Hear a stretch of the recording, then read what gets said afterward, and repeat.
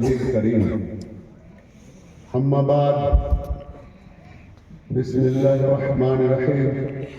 वक़ाल ताला अल्ला ताअबुदु इल्लल्लाह, सदक़ल्लाहुल अज़ीम। मेरे मोहतरम बुजुर्ग दोस्तों, अल्लाह ताला का बेइंतहा करम और एहसान है कि अल्लाह ताला ने हमें और आपको ईमान जैसी दौलत से माला माल फरमाया। ईमान वो सरमाया है, ईमान वो दौलत है कि एक आदमी रूखा सूखा खाता है और टेबल लगा हुआ कपड़ा पहनता है और जैसे तैसे मकान में जिंदगी गुजारता है और ईमान के साथ है और खात्मा भी ईमान पे हो गया तो हमेशा हमेशा के लिए कामयाब है। इसलिए अंबिया अलैहिस्सलाम जब अपनी कौम को जमा करते तो सबसे पहली बात जो अपनी कौम से करते, अल्लाह ताअबुदु इल्लल्लाह, ऐ लोगों अल्लाह ही की इबादत करो, अल्लाह ही को हाजत रवा व मुश्किल कुसा जानो, अल्लाह ही को कारसाज व दस्तगीर मानो, अल्लाह ही को मसजूद व माबूद मानो। मुझे आप लोगों के बीच आने का और आप लोगों के बीच बात करने का अल्लाह ताला ने तौफीक दिया है। ये आपके साथ, आप हज़रात के साथ अल्लाह ताला का करम है कि आप लोगों के बीच कोई शिर्क और बिदअत में मुब्तला नहीं है। अक्सर आपके जो लोग हैं वो शिर्क से और बिदअत से अमूमन मैं जो देखता हूँ वो बचे हुए हैं, लेकिन सिर्फ अपने आप को बचा लेना ये बड़ा काम नहीं है, बल्कि लोगों को भी शिर्क से बचाना ये हमारा काम है। दुनिया की जितनी भी किताबें हैं मजहब की, हर किताब के अंदर तौहीद है और रिसालत भी है, लेकिन कौम उन रिसालत को और तौहीद को के ऊपर गौर नहीं करती और ना उस पर अमल करती। जैसे कुरान मुसलमानों के पास है, उसके बावजूद मुसलमान ताजिया बना रहे हैं।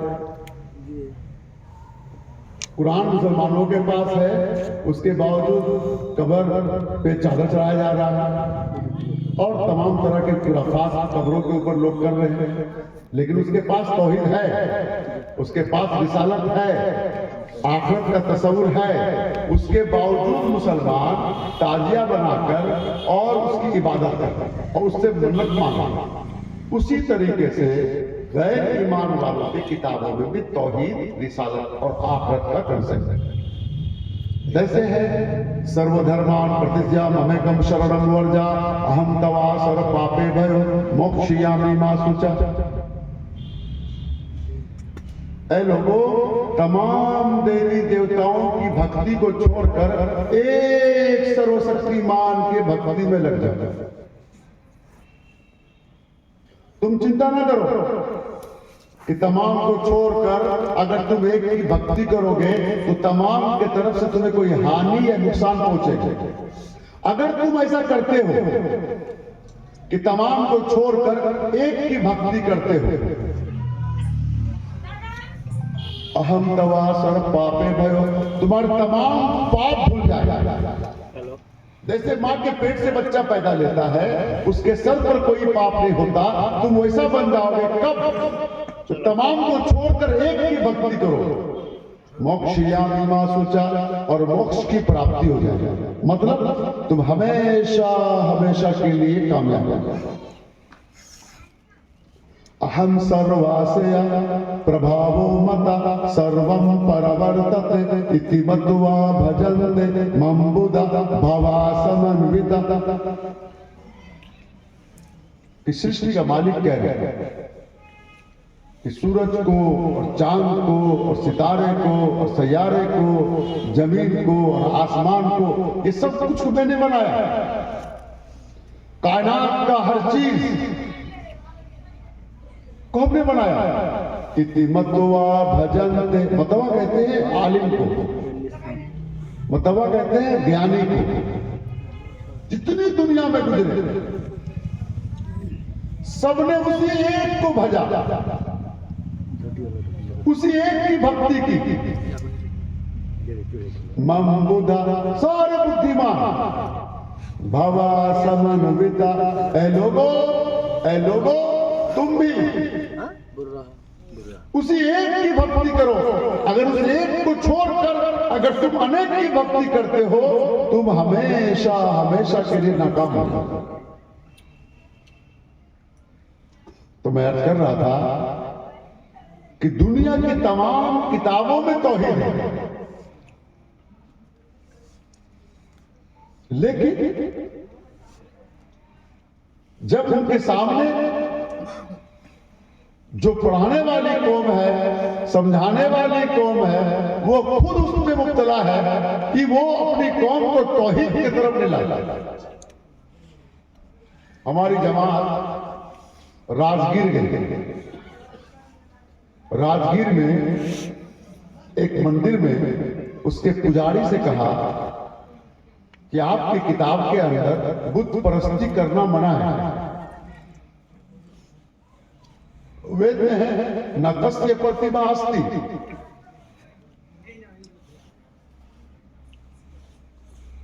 कि ईश्वर की मूर्ति नहीं बनाई जा सकती।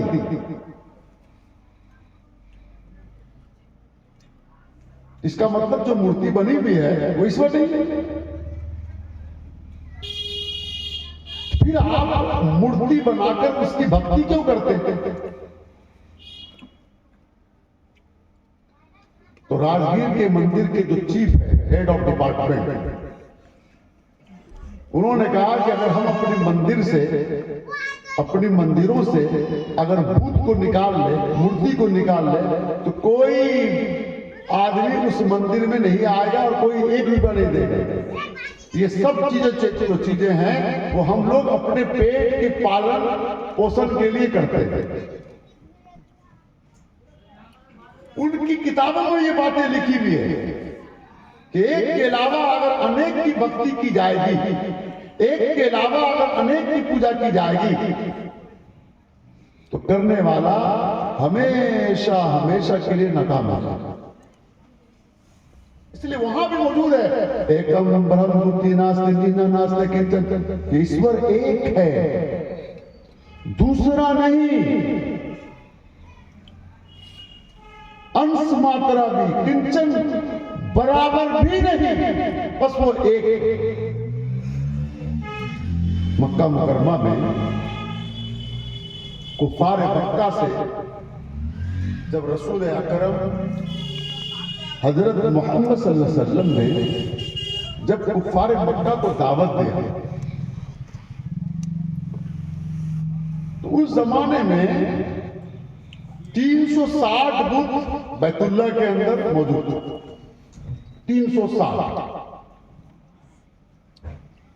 अगर आप तहकीक करेंगे तो आज से 1450 बरस पहले दुनिया में सबसे ज्यादा बुत 360, और आज 1450 बरस के बाद दुनिया में कितनी बुतें हैं? 33 करोड़।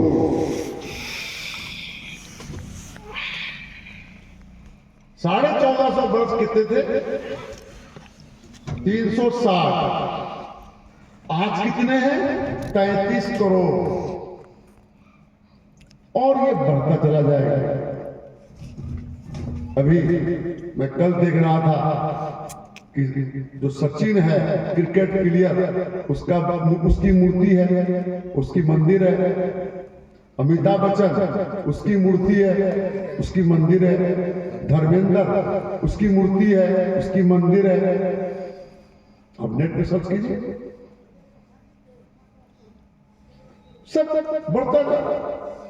बाद लोग महात्मा गांधी की मूर्ति बनाकर उसकी पूजा करते हैं, बाद लोग सुभाष चंद्र बोस जो बंगाल के हैं उनकी मूर्ति बनाकर पूजा करते हैं। तो ये इसकी गिनती और बढ़ती चली जाएगी। वक्त चले जाएगा। उसकी बढ़ने की वजह क्या है? उसकी बढ़ने की वजह यह है कि हम मुसलमानों को जो काम दिया गया, जो जिम्मेदारी दी गई, हम अपने काम से बिल्कुल गाफिल हैं। कुरान करीम में अल्लाह फरमाते कुंतुम खैर उम्मतिन उखरिजत लिन्नास। अब्दुल्लाह इब्न अब्बास जो इमाम तफसीर है, वो फरमाते हैं उखरिजत लिन्नास की तफसीर में कि माओं के पेट से इस उम्मत को निकाला गया है अल्लाह के अहकाम को अल्लाह के बंदा तक पहुंचाने के लिए। हम इस दुनिया में बागात लगाने के लिए, इंडस्ट्रीज बढ़ाने के लिए नहीं आए। हम इस दुनिया में अल्लाह के अहकाम को जिंदा करने के लिए आए। हमें जो बर्पा किया गया है, हमें जो भेजा गया है, हमें जो निकाला गया है, किस काम के लिए? मकई लगाने के लिए, गेहूं लगाने के लिए, धान लगाने के लिए। यही हमारा मकसद हयात है कि किसी के लिए हम मबूस किए गए, किसी के लिए हम चुने गए। चीन के अंदर 8 मुसलमान गए, सिर्फ 8। उनकी मेहनत से आज चीन में करोड़ों मुसलमान हैं। और हम जहां यह लाखों की तादाद में मुसलमान हैं, लेकिन इनकी मेहनत से एक आदमी भी मुसलमान होने के लिए तैयार नहीं। चूंकि मेहनत का जो रुख है वो बिल्कुल हल्के है। हम समझते भी नहीं कि ये हमारा काम है, हम नहीं समझते। जबकि सहाबा का एक एक फर्द, सहाबा में एक एक फर्द ये समझते थे ये मेरी जिम्मेदारी है। 1.25 लाख सहाबा और पूरे अरब में ताकीद से पता चला कि 10 से लेकर 12,000 सहाबा की कब्रें हैं। ये 1,12,000 13,000 कहां गए? इनकी कब्रें कहां है दुनिया में? ये सब दुनिया के मुल्कों में चल चुके। और अगर वो नहीं चाहते, जिस तरह से हम मकई में लगे हुए हैं, गेहूं में लगे हुए हैं, पटुआ में लगे हुए हैं, धान में लगे हुए हैं, अगर सहाबा में ऐसे लग जाते तो आज हम हिंदुस्तान में मंदिरों में घंटा बजाते। उन हजरात ने जो कुर्बानी दी, जिसकी वजह से हम मुसलमान हैं। मैं सऊदी अरब के अक्सर इलाके में सफर किया और मैंने सहाबा के मकान ढूंढा। सहाबा का मकान कहां है? सहाबा का महल कहां है? पूरे सऊदी में अब तहकीक करें, एक भी महल नहीं मिलेगा पूरे सऊदी में। जबकि खजाना उनको माल कितना मिला? इतना खजाना मिला, इतना खजाना मिला कि जितने सहाबा थे सब महल बना लेते तो भी माल बच जाता। इतना खजाना मिला, लेकिन पूरे अरब में एक महल नहीं मिलेगा। पूरे अरब में, पूरे सऊदी का मैंने चक्कर लगाया, दावत की निस्बत से मेरा सफर हुआ। मैंने सऊदी के चप्पे चप्पे में सफर किया, मैंने सहाबा का एक महल नहीं देखे। जैसे हिंदुस्तान में ताजमहल है, हिंदुस्तान में लाल किला है, हिंदुस्तान में कुतुब मीनार है। आप अगर सहाबा के पास जब आप सऊदी जाएंगे तो एक भी नहीं मिलेगा। फिर सहाबा ने क्या किया? उस माल को कहां लगाया? कैस और किसरा का जो खजाना मिला उसको कहां लगाया? मुल्कों का जो खजाना मिला वो सारे खजाना कहां लगाया? सहाबा ने उन खजानों को अल्लाह के दीन के रास्ते में खर्चा किया, जिसकी वजह से दुनिया के अंदर कलमा नमाज जिंदा हुआ। आज हम और आप जो मुसलमान हैं उन कुर्बानी की वजह से,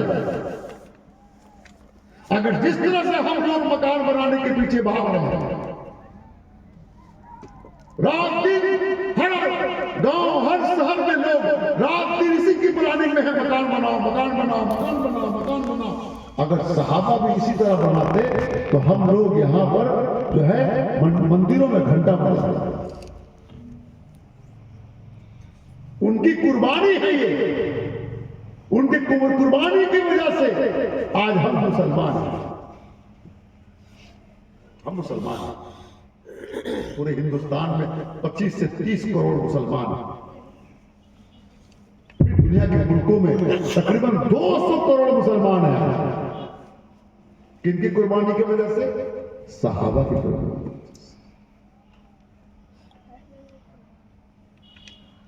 सहाबा की कुर्बानी। और हमने ये इस कुर्बानी को हम भुला दिए, इस काम को हम भुला दिए, इस जिम्मेदारी को हम भुला दिए। मैं अभी तिब्बत गया था 1 महीना पहले। एक ईसाई औरत से मैंने बात की तो ईसाई औरत मुझसे कहने लगी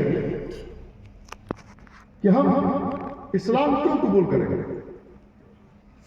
ईसाई मजहब में क्या खामी है। मैंने कहा बहन जी, सबसे पहला खामी तो यह है कि ईसा अलैहिस्सलाम और पूरे बाइबल एक खुदा का कंसेप्ट है उसके अंदर, और आज का ईसाई दुनिया में कह रहा खुदा 3 है। अब पूरे बाइबल में मुझे दिखाए खुदा 3 कहां लिखा है। नंबर 1 बात बस चलिए, 25 दिसंबर हॉलीडे, क्रिसमस डे। आप मुझसे पूछिए कि कुरान में ईदैन कहां है, 2 ईद कहां है। आप पूछिए कि कुरान में रमजान कहां है। आप मुझसे पूछिए कि कुरान में जो है हज कहां है, ज़कात कहां है, रोजा कहां है। हम बताएंगे आपको। तो आप मुझे बताएं कि बाइबल में 3 खुदा कहां है, और बाइबल में 25 दिसंबर हॉलीडे, क्रिसमस डे वो कहां, बताइए मुझे।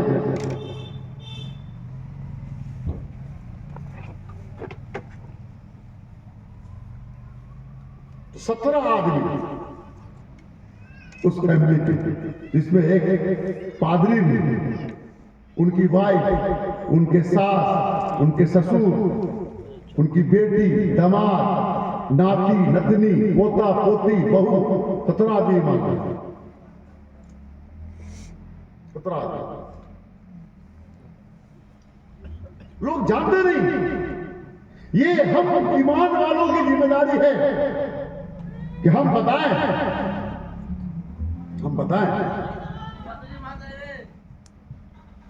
हम लोगों को बताएं। ये जिम्मेदारी हमारी है।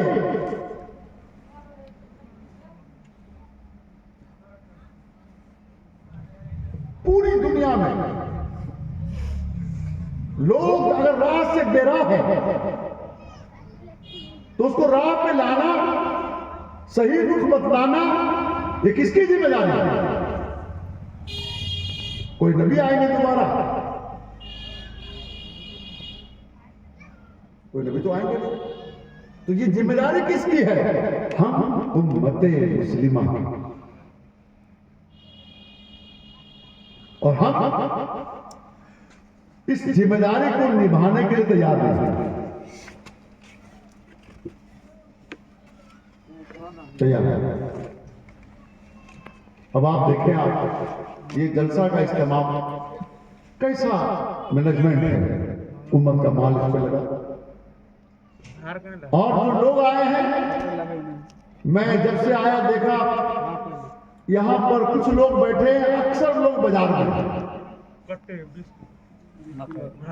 वो अपने गांव से चले, कोई 2 किलोमीटर, कोई 3 किलोमीटर, कोई 5 किलोमीटर से आए, घर का फर्ज जा रहा है कि कहां जा रहे हैं, जलसा में जा रहे हैं। कहां जा रहे हैं? जलसा में जा रहे हैं, अल्लाह रसूल की बात सुनने जा रहे हैं। और शैतान कहां बैठाया उनको? उनका टाइम कहाँ पास करा है? बाजार में।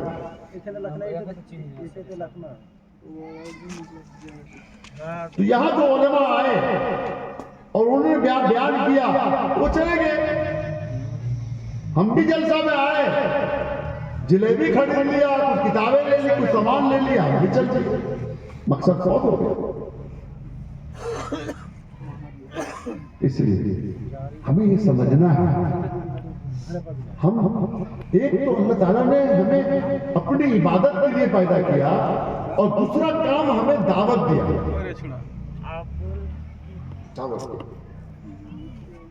मैं मक्का मुकरमा में, हमारे एक दोस्त हैं, उन्होंने मुझे कहा कि एक साहब हैं जद्दा में, और उन्होंने कहा कि अगर कोई आदमी मुझे समझा देगा तो हम मुसलमान हो जाएंगे। हिंदू है, जद्दा में रहता है, बहुत स्कॉलर है, पढ़ा लिखा है, कोई कन्विंस कर दे मैं मुसलमान हूं।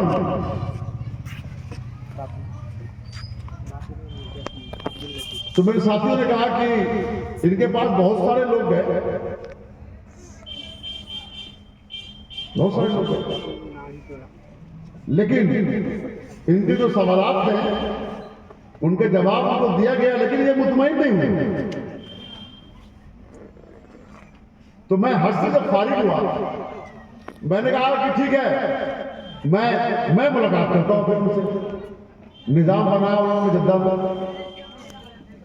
इंडिया के हैं, स्कॉलर हैं और वहां किसी ऑफिस में बड़े पोस्ट में।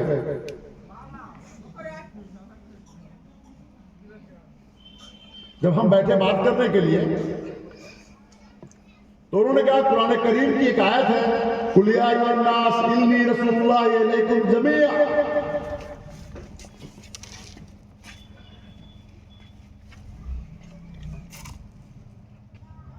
मुझे इस आयत करीमा पर इसका कुल या अय्युहन नास इन्नी रसूलुल्लाह इलैकुम जमीआ, ए मोहम्मद सल्लल्लाहु अलैहि वसल्लम ऐलान कर दीजिए कि सारे दुनिया के इंसानों के तरफ अल्लाह ने आपको नबी बना के भेजा है, कि दुनिया का कोई भी आदमी अगर कामयाब होना चाहता है तो वो आपकी पैरवी करे।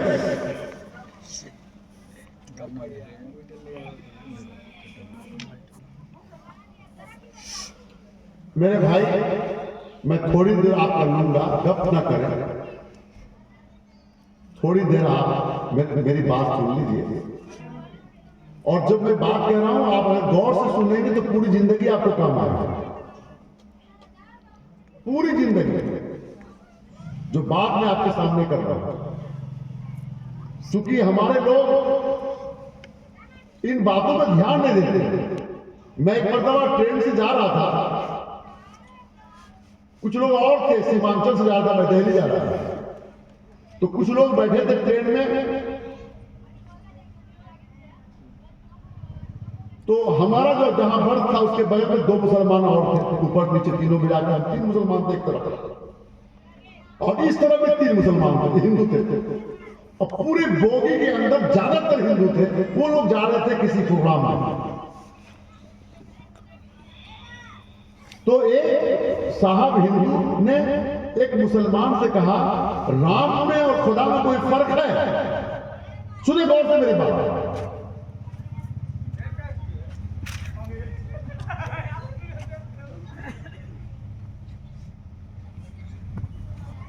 तो उस मुसलमान ने कहा कोई फर्क नहीं। दूसरी मुसलमान से पूछा कि राम में खुदा में कोई फर्क है? तो देखिए, तो मौलवी और पंडित झगड़ा है। दूसरे मुसलमान ने भी कहा कोई फर्क नहीं। और मैं कुरान मजीद पढ़ रहा था, मैंने देखा दोनों मुसलमान को ये बात बोलते हुए कोई फर्क नहीं है।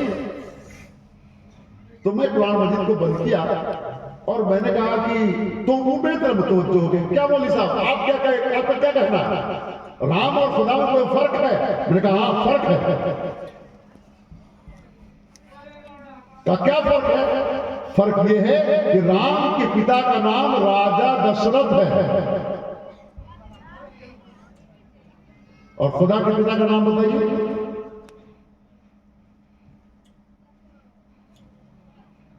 ये जानना जरूरी है। आदमी नहीं जानेगा तो एक चाय के चक्कर में आदमी उसके हां में हां मिला देगा और ईमान से हाथ धो बैठे। एक चाय के चक्कर में मैंने देखा, एक चाय पिलाया और कुफरिया अल्फाज जबान से करवा दिया और आदमी चाय पी लिया और 2 रुपए का गुटखा खा लिया और कुफरिया अल्फाज बोल के निकल गया। उसको कोई फर्क नहीं समझ रहा कि हम क्या बोल के जा रहे हैं और इसी पर मेरी मौत होगी तो मेरा अंजाम क्या होगा।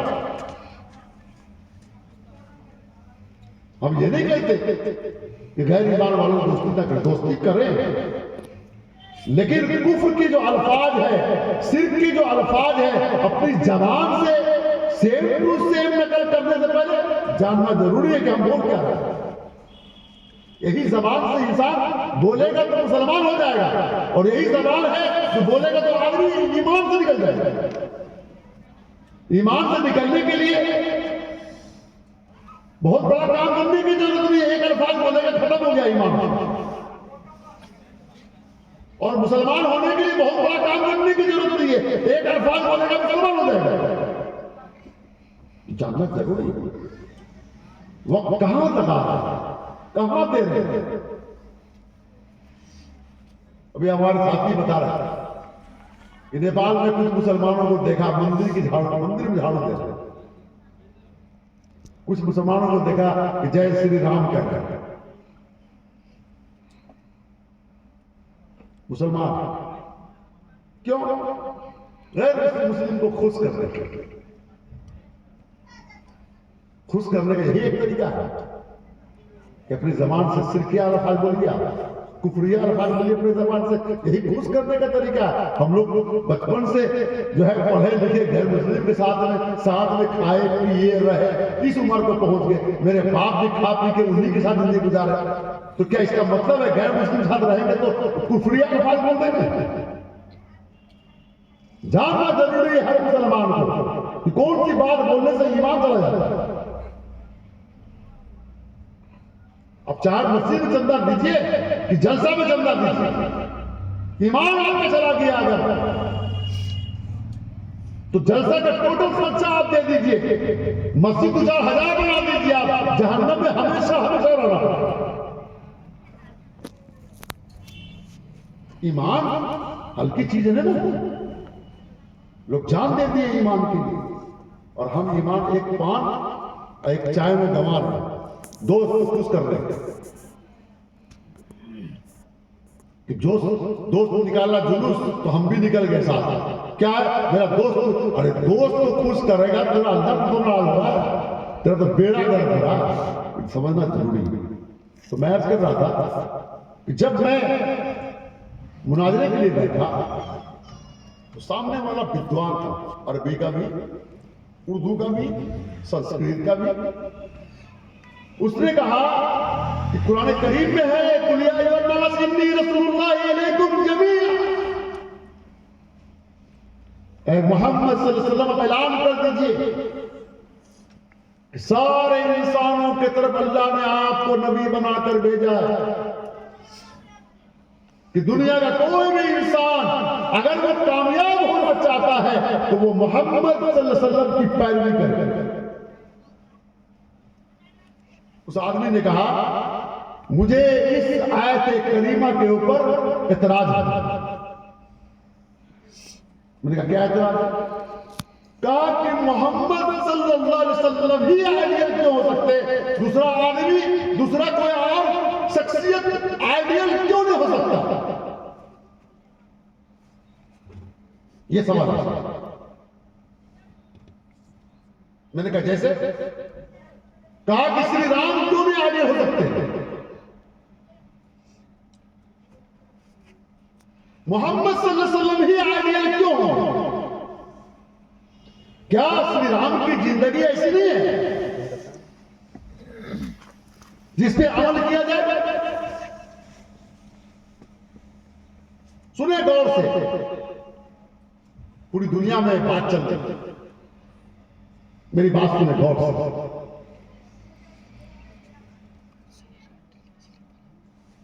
मोहम्मद सल्लल्लाहु अलैहि वसल्लम जो क़यामत तक के इंसानों के लिए आइडियल है, वो उलमा की जमात ने आपको तमाम इंसानों का आइडियल नहीं बनाया। समझे अच्छी तरीके से? हजरत मोहम्मद सल्लल्लाहु अलैहि वसल्लम जो क़यामत तक के इंसानों के लिए आइडियल है, वो उलमा की जमात, मुस्लिम उलमा की जमातों ने आपको आइडियल तमाम इंसानों के लिए नहीं बनाया। किसने बनाया आपको तमाम इंसानों का आइडियल? बोलिए, अल्लाह ने बनाया। और कुरान आखिरी किताब है। अब क़यामत तक किताब दुनिया में कोई नाजिल नहीं होगी। दूसरा शख्स भी अगर आइडियल के लायक होगा तो अल्लाह उसका भी जिक्र कुरान में करते। कुरान में वाहिद हजरत मोहम्मद सल्लल्लाहु अलैहि वसल्लम को अल्लाह पाक ने आइडियल कहा, और क़यामत तक के इंसानों के लिए।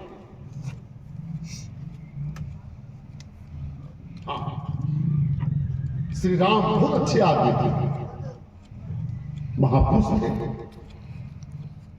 पूरी जिंदगी अच्छा काम किया उन्होंने,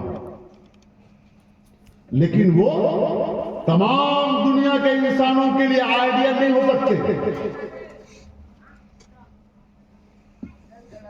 आइडियल नहीं हो सकते। मैंने कहा कि देखिए सर, इंसान जिसको आइडियल बनाता है उसी के मुताबिक जिंदगी गुजारता है। हमने मोहम्मद सल्लल्लाहु अलैहि वसल्लम को आइडियल बनाया। हजरत मोहम्मद सल्लल्लाहु अलैहि वसल्लम ने दाढ़ी रखी, मैं भी दाढ़ी रखता हूं। आप मूंछ कतरते थे, मैं भी मूंछ कतरता हूं। आप टखना से ऊपर कपड़ा पहनते थे, हम भी टखना से ऊपर कपड़ा पहनते हैं। आप मिसवाक करते थे, हम भी मिसवाक करते हैं। आपने रमजान के रोजे रखा, हम भी रोजे रखते हैं। आपने हज किया, हम भी हज किए। आपने इत्तिकाफ में आप 10 दिन दिए मस्जिद नबवी के अंदर, हम भी 10 दिन इत्तिकाफ में बैठे मस्जिद नबवी के अंदर। क्यों? इसलिए कि हम हजरत मोहम्मद सल्लल्लाहु अलैहि वसल्लम को हमने आइडियल बनाया। अब मोहम्मद सल्लल्लाहु अलैहि वसल्लम की जिंदगी को उठाइए और उठाकर देखिए कि मोहम्मद सल्लल्लाहु अलैहि वसल्लम ने किन चीजों को सबसे ज्यादा हाईलाइट किया अपनी जिंदगी में। सबसे ज्यादा फोकस आपकी जिंदगी को उठाकर देखा जाएगा तो सबसे ज्यादा फोकस किस अमल पर किया गया तो आपको मिलेगा मोहम्मद सल्लल्लाहु अलैहि वसल्लम की जिंदगी में सबसे ज्यादा फोकस जिस अमल पर किया गया है उसका नाम है नमाज। क्या नमाज है? क्या अमल है? नमाज। आप नमाज बहुत एहतमाम से पढ़ते और पढ़ाते और तरगीब देते, और आखिरी वक्त में भी जब दुनिया से जा रहे हैं तो लोगों को नमाज की तलकीन कर रहे हैं। तो पूरी दुनिया में मुसलमान नमाज पढ़ रहे हैं। अब श्री राम की जिंदगी को उठा के देखा जाए कि उनकी जिंदगी में तो सबसे ज्यादा हाईलाइटेड कोई अमल है जिसको हाईलाइट किया गया पूरे रामायण में, तो आपको मिलेगा 14 साल वनवास। क्या मिलेगा? 14 साल वनवास। अब ये बताइए 5 वक्त का नमाज पढ़ना आसान है कि 14 साल जंगल में रहना आसान है?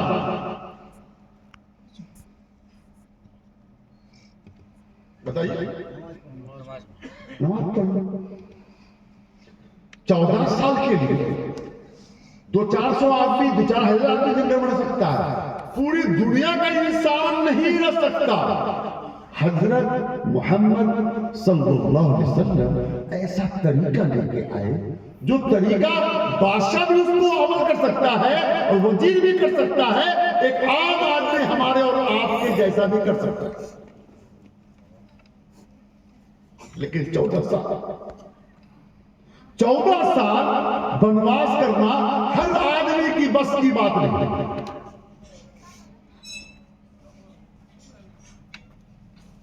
रसूल अकरम हजरत मोहम्मद सल्लल्लाहु अलैहि वसल्लम 10 दिन का इत्तिकाफ किए, अपनी बीवी से, अपने बच्चों से हटकर 10 दिन अलग इत्तिकाफ में बैठे।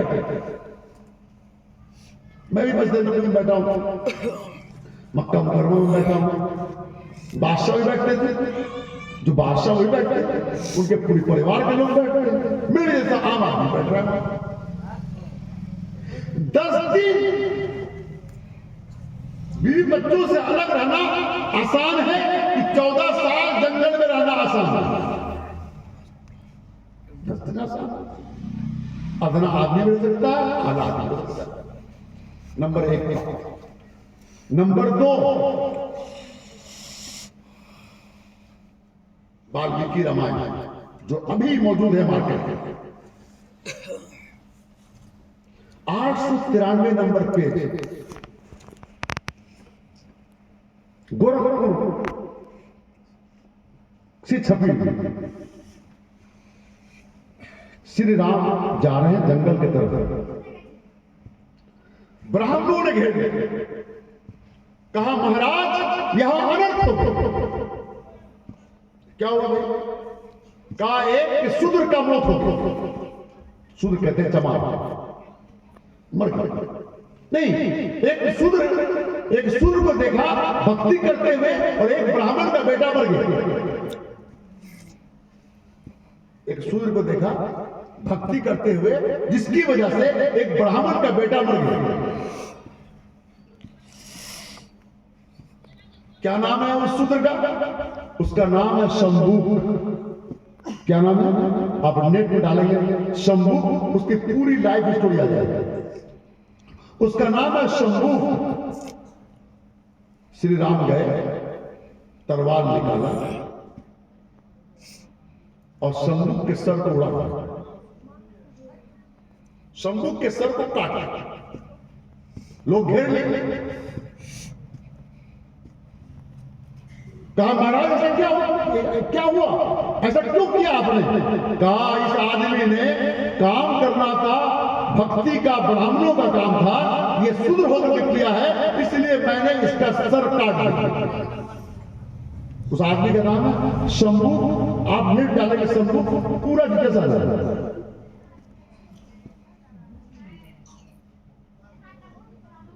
अच्छा, हजरत मोहम्मद सल्लल्लाहु अलैहि वसल्लम ने ऊंट ज़िबा किया अपने हाथ से। हजरत मोहम्मद सल्लल्लाहु अलैहि वसल्लम ने बकरा ज़िबा किया, दुम्बा ज़िबा किया अपने हाथ से। पूरी दुनिया में मुसलमान मोहम्मद सल्लल्लाहु अलैहि वसल्लम ने ज़िबा किया, कुर्बानी दी, तो मुसलमान पूरी दुनिया में कुर्बानी देते। आपके यहां पूरी दुनिया में क्यों? इसलिए कि हजरत मोहम्मद सल्लल्लाहु अलैहि वसल्लम ने कुर्बानी दी। हजरत मोहम्मद सल्लल्लाहु अलैहि वसल्लम हज एक की, हज के बाद आपने कुर्बानी दी और अपना बाल कटवाया। अब वहां जो भी आदमी जाएगा हज करने के लिए, उसे कुर्बानी भी देनी होगी और उसे बाल भी कटवाना होगा। क्यों बाल क्यों कटवाना होगा? इसलिए कि रसूल अकरम हजरत मोहम्मद सल्लल्लाहु अलैहि वसल्लम कुर्बानी भी दिए हैं और बाल भी कटवाए। तो हमने मोहम्मद सल्लल्लाहु अलैहि वसल्लम को आइडियल बनाया, तो हमें क्या करना होगा? कुर्बानी भी देनी होगी और बाल भी कटवाना होगा। अब कोई आदमी अगर श्री राम को आइडियल बना देगा तो उसे क्या करना होगा? जिंदगी में एक शूद्र को ज़िबा करना होगा। जिंदगी में कम से कम एक शूद्र को ज़िबा करना होगा। क्यों करना होगा? इसलिए करना होगा कि श्री राम ने किया।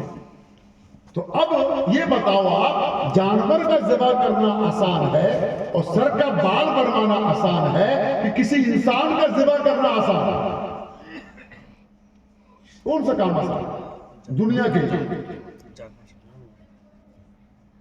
हजरत मोहम्मद सल्लल्लाहु अलैहि वसल्लम वो तरीका लेके आए कि किसी भी समाज में उस तरीके को लाया जाएगा, दूसरे इंसान को नुकसान नहीं पहुंचेगा। दूसरी बात, तीसरी बात, हजरत आयशा रज़ियल्लाहु अन्हा के ऊपर तोहमत लग गई। मशहूर है।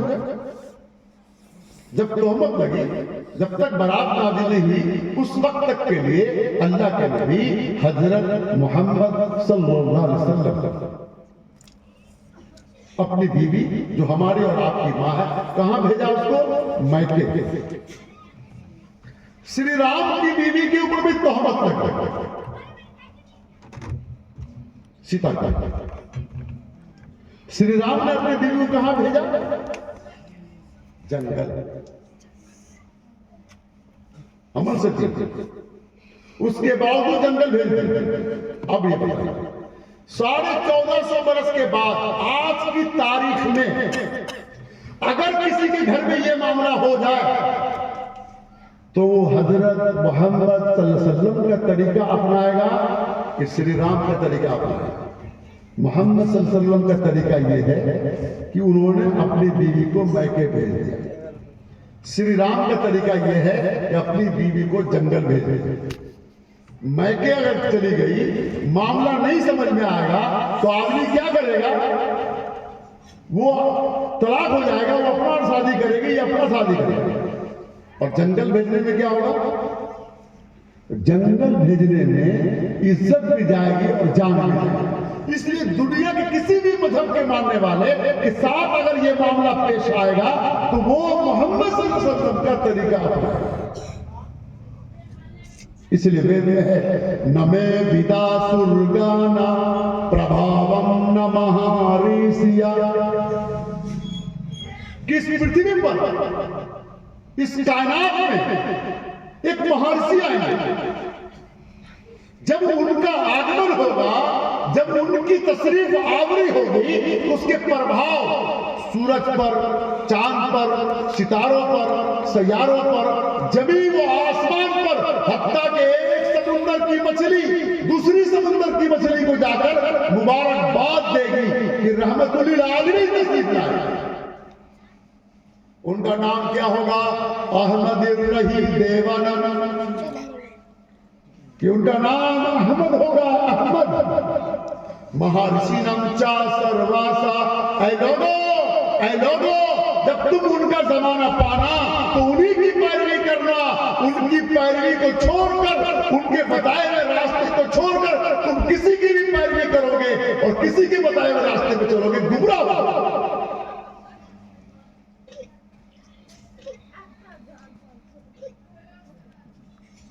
इसलिए मेरे अजीज दोस्तों, बुजुर्गों,